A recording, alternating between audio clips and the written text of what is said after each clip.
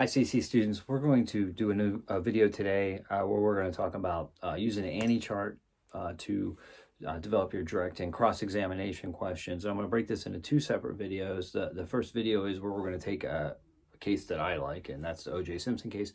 And we're going to make a tiny little Annie chart based on a very small part of the case. And we're going to then, in the next video, we're going to take those facts and we're going to show how we would use those for direct and cross-examination questions. I think sometimes we forget about this as we move forward in the mock trial process. We do all this work in the beginning, we build our Annie charts, and then sometimes I feel like students don't go back to them when they're making their questions. Sometimes they do, and that's great, but sometimes we forget about them. So I'm going to show you how we do that and how we can use that. So as I said, we're going to use my favorite case. This is the O.J. Simpson case. It's coming up on the 30th anniversary this June of the O.J. Simpson case and the murders of Nicole Simpson and Ron Goodwin. This witness that I'm going to talk about, his testimony for the Annie chart, is Cato Kalin. And Cato was O.J. Simpson's house guest. He lived in the guest house behind O.J.'s estate. And just because I'm not very good at technology, there's Cato back in 1994. So I was just watching a clip of Cato's testimony to help develop my Annie chart. So just before I made this video, that's what I was watching. What do we know about Cato's testimony during the trial? Well, the things that, and what we were going to use is we're going to put this on the Annie chart. We use the A column for facts that from Cato's testimony. Maybe you think of it as his witness statement, right? If we were using a mock trial packet. But this is his testimony that I found that would be helpful for the prosecution. The N column are facts that are helpful for the defense, and the I column are things that we're not sure about. And it could help either side, or we're just not really sure where to put it. So I call I interesting. So when we talk about the A column, we're going to move through some of the facts of Cato's testimony quickly here. First thing that Cato talked about is that he, on June 12th, 1994, which was the day of the murders of Ron and Nicole, that Cato was with O.J. And we know that because Cato was with O.J. before the prosecution alleged the murder take place and after. So we know that the murder took place at approximately, they're not really sure, approximately 10 p.m., sometime between 10 and 10:30 p.m. They couldn't really pinpoint the time. So if we say the murder is about 10 to 10:30, now this does not come from Cato's testimony, but I'm just going to put this here as a reference, okay? So Cato doesn't know when the murder occurred because he wasn't there. What do we know about what Cato is going to talk about? Well, he was there June 12th, 1994 with O.J. That Nicole lived on Bundy Drive. That O.J. and Cato lived on Rockingham Drive. Those are facts that support the prosecution. Cato would tell us that the house between Bundy and Rockingham was about a 2-mile distance to travel. It's about 2 miles. And to make that trip would take about 5 to 10 minutes. Now, it's not like traveling on the highway. It's just traveling in a residential area with traffic lights and those types of things. So it's about a 5 to 10 minute trip. The other thing that Cato talked about, it was that earlier in the day, O.J. had come to him and said he only had $100 bills and that he wanted a $5 bill so that he could tip the skycap because he was getting ready to take a trip later on that night and he was going to fly out of Los Angeles to Chicago, and that he wanted $5 to give the skycap, the guy who gets your luggage when you get to the curb and puts it on the plane for you.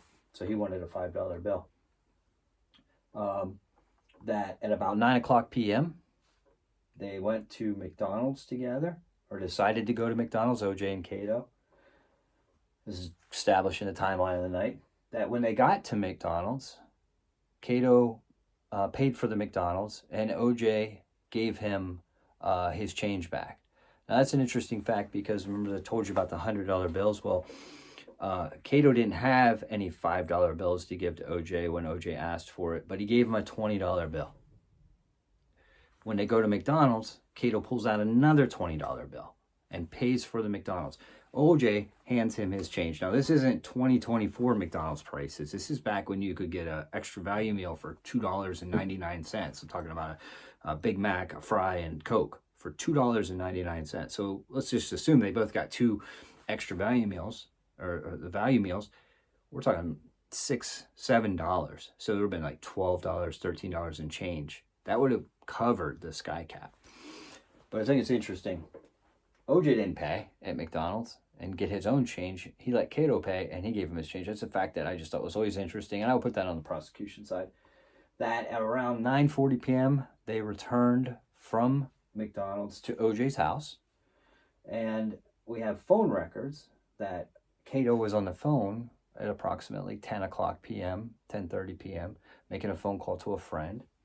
And at about 10:45 p.m., while he's on the phone, which we could prove that he was on the phone at that time period because he said he was on the phone with his friend, he heard 3 loud thumps on the back wall of the guest house. Now later we find that outside the Cato's guest house was where a bloody glove was found that matched the glove that was at the crime scene. But he heard 3 loud thumps at 10:45.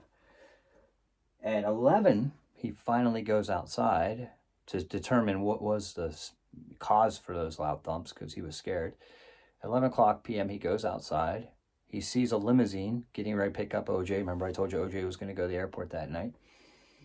And he helps OJ load his bags in the back of the limousine. And there was one bag that OJ didn't want him to touch, and that was a black knapsack. Prosecution alleges that had OJ's bloody clothes and murder weapon in it.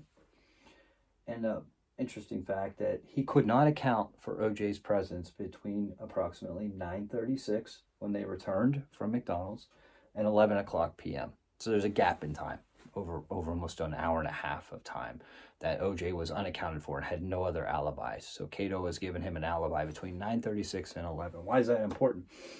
Well, as I told you, the murder took place between 10 and 10:30. How are these facts helpful? Now, those are all facts that the prosecution would say are helpful for their case.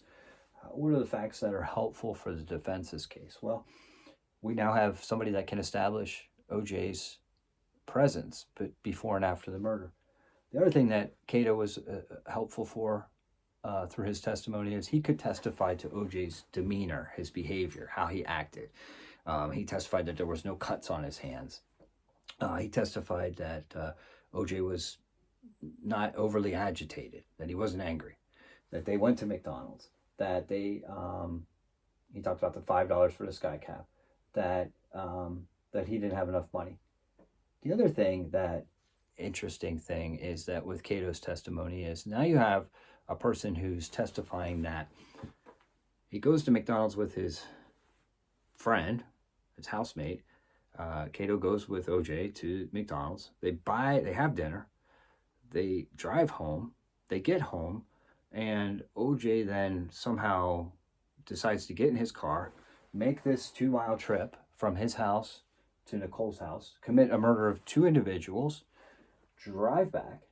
We're talking maybe on the high end 20 minutes, right? So we only have an hour of time really to commit 2 murders. Eat dinner, commit 2 murders, high end 20 minutes, come home, get changed, get cleaned up, pack your bags, walk outside, and be present then for the limousine to pick him up and take him to the airport. It's a very small window of time that we're operating under. And so that's how this would be used to develop an Annie chart. And these things could move back and forth, but this is how I'm going to use it to do our direct and cross-examination questions. So the next video, let's do some direct and cross-examination questions using Cato's testimony.